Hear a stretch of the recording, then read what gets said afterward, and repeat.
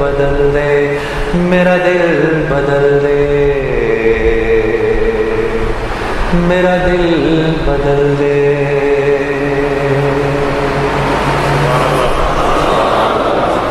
کون کون یہ چاہتا ہے کہ اللہ پیسے کے بغیر میرے کام بنائے؟ ہاتھ کھڑا کرو، سوچ لو۔ اچھا ٹھیک ہے جی، سب چاہتے ہیں۔ میں تمہیں ایسا اب نسخہ دے دیتا ہوں، بھائی جنید صاحب آپ نے بڑی تقریریں کی، بڑی پھڑے ماری، تو اب آپ طریقہ بھی بتا دیں۔ میں آپ کو طریقہ بتا دیتا ہوں، اور قسم کھا رہا ہوں میں اللہ کی، اگر تم نے وہ کر لیا تو اللہ تمہیں بغیر مال کے پال کے دکھائے گا۔ ٹھیک ہے، اب غور سے سننا میری بات۔ مولوی صاحب وہ قرآن کی کون سی آیت ہے جس میں اللہ نے مال خرچ کرنے کے 6 طریقے بتائے ہیں کہ اس پہ خرچ کرو، اس پہ خرچ کرو، اس پہ خرچ کرو، مساکین پہ خرچ کرو، رشتہ داروں پہ خرچ کرو؟ ایک آیت ہے، کوئی حافظ اگر ادھر بیٹھو آپ کو یاد آ رہا ہے؟ ذرا بتاتے جاؤ، پہلے کس کا نام لیا؟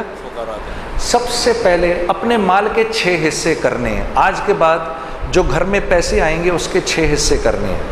ٹھیک ہے، غور سے سن لو، جو گھر میں پیسے آئیں گے اس کے کتنے حصے کرنے ہیں؟ 6 حصے کرنے ہیں۔ سب سے پہلے کس پہ خرچ کرنا ہے؟ فقراء پہ خرچ کرنا ہے۔ ٹھیک ہے جی، سب سے پہلے کس پہ خرچ کرنا ہے؟ پھر کس کا نام لیا؟ پھر مساکین کا، جو مسکین ہیں بیچارے۔ ٹھیک ہے، پھر اس کا نام لیا؟ ہاں، یہ عاملین کون ہوتے ہیں؟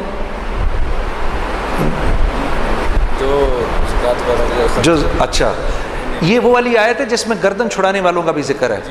ٹھیک ہے نا، پھر جو کسی نیک مقصد میں اپنے مال کو، آپ کے مال کو خرچ کر رہے ہوتے ہیں نا، ان پر علماء سے پوچھ لینا عاملین کس کو کہتے ہیں۔ یہ تیسرے لوگ ہیں جن پر خرچ کرنا ہے۔ چوتھا کون ہے جی؟ جن کو دین کے قریب کرنے کے لیے، ہاں، جن کو دین کے قریب کرنے کے لیے، یعنی جب اللہ کے راستے میں، یعنی جو قریب آ رہا ہو اس پر خرچ کرنا، جو دین کے قریب آ رہا ہو اس پر خرچ کرنا۔ یہ نہیں کہ دعوت دینے گئے تو اسی کے گھر میں کھانا شروع کر دیا۔ جی ہاں جی، میرا ایک دوست ہے، وہ تو یہ کرتا ہی کرتا ہے، میں اس کو سمجھاتا ہوں نہ کیا اگر، وہ جس کے گھر جاتا ہے، سر ہم بیٹھے ہوئے چائے منگوا لیں گھر سے، اندر سے، جس کو دعوت دینے گئے ہیں اسی کے گھر سے چائے منگوا لی۔ جس بندے نے مجھے وصول کیا تھا، جنید غنی نے، وہ مجھ پر پیسہ خرچ کرتا تھا، اتنا کہ میں شرم کے مارے مجھے سمجھ میں نہیں آتا تھا میں کیا کہوں، میں اس کی ہر بات مان لیتا تھا، وہ مجھ پر خرچ کرتا تھا۔ ٹھیک ہے، 4 ہو گئے، 5واں گردنیں آزاد کرنے، جو قیدی ہوتے ہیں، جو عدالتوں میں پھنسے ہوئے ہوتے ہیں، جن پر قرض چڑھے ہوئے ہوتے ہیں، اللہ کے راستے، وابن السبیل، اور جو اللہ کے راستے میں ہوتے ہیں۔ 6 تو یہ ہو گئے، اپنے مال کے کرو 7 حصے، اور 7واں حصہ گھر والوں پر۔ اب یہ بات تو بڑی، پھر سمجھ لو کہ پاگل ہوں نا، ہاں کوئی گل نہیں، میرے نبی نے اللہ کا ذکر ایسے ہی کرنے کو کہا کہ لوگ تجھے پاگل ہی سمجھیں، تو پاگل بھی اگر سمجھ رہے تو کوئی بات نہیں۔ اپنے مال کے کرو 7 حصے، اور اگر تم نے اس طرح مال خرچ کر لیا،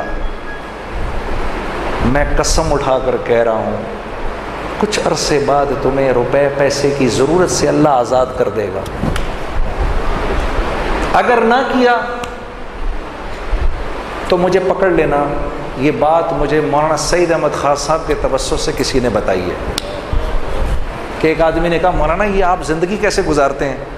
انہوں نے بولا قرآن کی یہ آیت ہے، ان 6 لوگوں پر خرچ کر کے 7واں حصہ گھر والوں کو دے دو، اگر میرے ہی والا حال نہ ہوا تو مجھے پکڑ لینا۔ میں اپنے آنکھوں سے دیکھا کہ خالی جیب پر پیسے نکل جاتے ہیں۔ یہ سن لو جی، مولوی صاحب کہہ رہے ہیں اپنی آنکھوں سے دیکھا، خالی جیب میں سے پیسہ نکال رہے ہیں۔ پھر کچھ بات بنے گی نا، پھر مزہ بھی آئے گا زندگی گزارنے کا۔ ابھی تو اللہ سے لینا سیکھا ہی نہیں، کچھ دیکھا ہی نہیں کہ اللہ کرتا کیا ہے۔ ہاں، لوگوں کی غیبت کرنا بند کر دو، اللہ کی قسم تمہاری ایک بات کسی اور تک نہیں پہنچے گی۔ کر کے تو دیکھو، پیٹھ پیچھے لوگوں کی بات کرنی بند کر دو، ہاں تم قتل بھی کر دو گے کسی کو پتہ نہیں چلے گا، کرنا نہیں خدا کے واسطے۔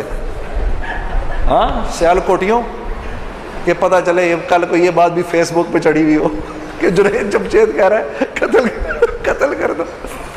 آج کل تو تمہارے بھائی کے پیچھے سب پڑے ہوئے ہیں نا. میرے لیے دعا کون کون کر رہا ہے؟ یا چلو میرے لیے دعا کون کون کرے گا؟ کرو گے نا؟ ہاں ٹھیک ہے.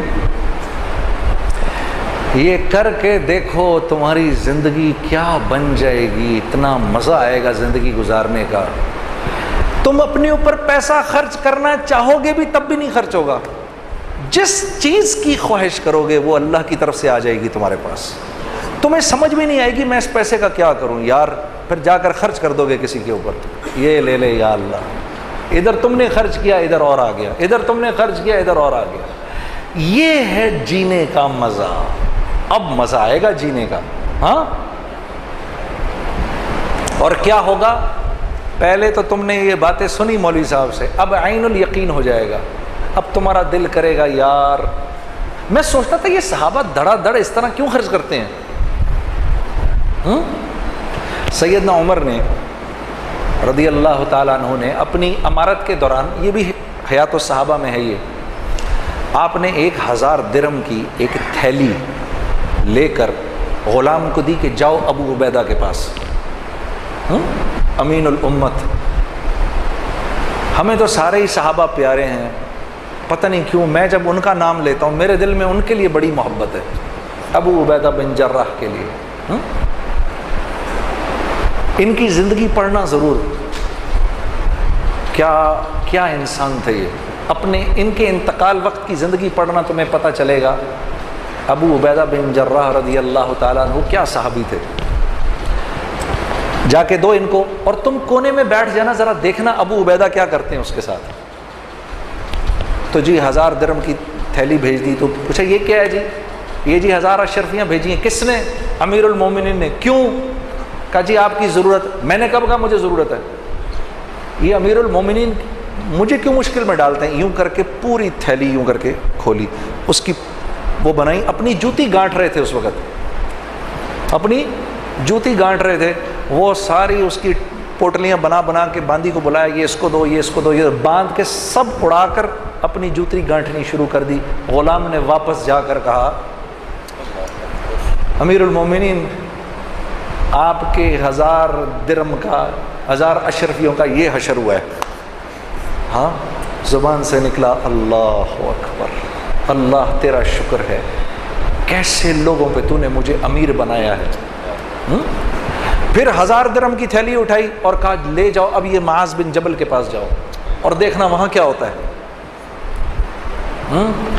یہ حضرات گرامی علماء کرام, ان کا جھنڈا کل ہوگا معاذ بن جبل رضی اللہ تعالیٰ عنہ کے ہاتھ میں, اور یہ حضرات ان کے پیچھے ہوں گے انشاءاللہ.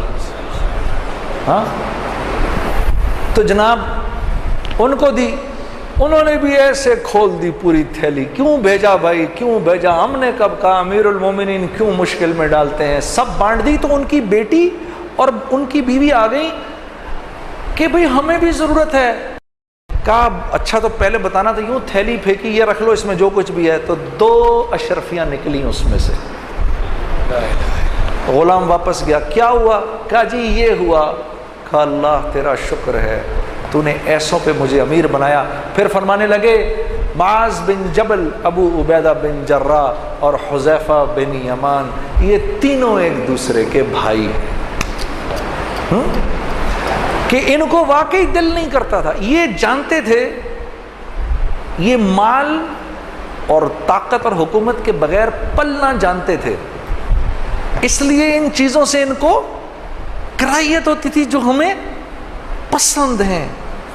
ہاں ہمیں وہن ہو گیا ہے. ہمیں کیا ہو گیا ہے؟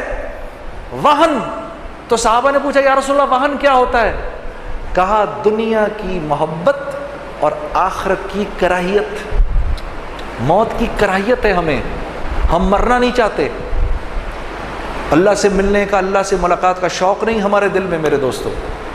ہمیں یہ سڑی گلی, سڑی گندی بدبودار دنیا پسند ہے. یہ دنیا ہمیں دے کیا سکتی ہے؟ معاف کرنا آپ کو بٹھا لیا تھوڑی دیر کے لیے. یہ دنیا